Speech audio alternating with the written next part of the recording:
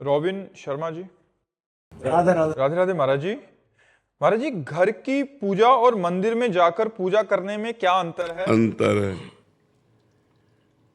घर की पूजा मंदिर में जाकर, फिर तीर्थ स्थान में जाकर, फिर धाम में जाकर, इसमें विशिष्ट फल है।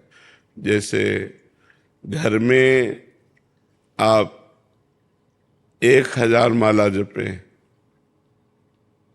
और गौशाला में जाकर के 100 माला जपें,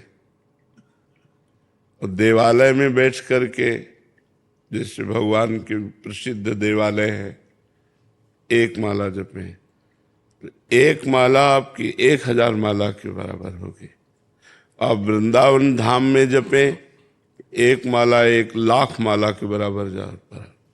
तो घर का भजन और तीर्थों का, तभी तो जब भगवत प्राप्ति की लालसा होती तो हम तीर्थों की यात्रा करते हैं, संतों का समागम करते हैं, बड़े बड़े देवालयों के दर्शन करते हैं, उससे हमारा हृदय पवित्र होता है।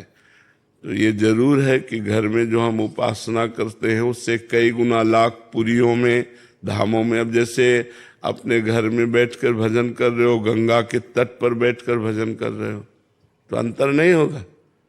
गंगा की धारा बह रही हो, आप माला चला रहे हो। अच्छा, गंगा जल के अंदर खड़े होकर भजन कर रहे हो तो उससे भी ज्यादा लाभ होगा।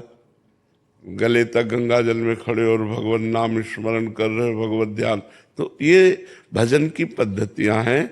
घर से कई गुना लाभ तीर्थों में, पुरियों में, धामों में, पवित्र यमुना, गंगा, नर्मदा आदि के तट पर बैठकर भजन करने से, गौशाला में भजन करने से कई गुना लाभ प्राप्त होता है। और कोशिश करना चाहिए कि थोड़ा समय निकाल कर हम ऐसे पवित्र स्थानों में भजन करें। जैसे आप लोग धाम आए हो तो अब मनोरंजन मत करो। 1 दिन 2 दिन के लिए, 4 दिन के लिए आए हो, कोई गंदा आचरण मत करो।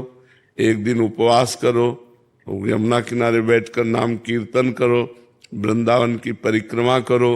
हो सके तो 10-20 रुपया के फल फूल लेकर के यहाँ के जैसे बंदर हैं ऐसे दान कर, साधु महात्मा ऐसी सेवाएं, ऐसे मंगल में कार्य करने चाहिए जिससे हमारे दुख कटते हैं और हमें सुख प्राप्त होता है। और जो लोग यहाँ आकर के भी गंदे आचरण करते हैं, पाप आचरण करते हैं, मनमानी आचरण करते हैं, फिर दुख भोगेंगे। तो यहाँ का पुण्य भी लाख गुना है तो पाप भी लाख गुना है। ये बात समझो। अगर पाप किया तो वो भी लाख गुना है, वो आपको दंड, भारी भयंकर दंड देगा, क्योंकि धाम का किया हुआ पाप है।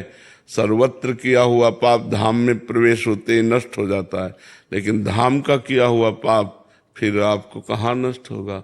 धाम ही कृपा करे तो नष्ट हो सकता है, नहीं भोगना पड़ेगा। वज्र की लीक होता है जी।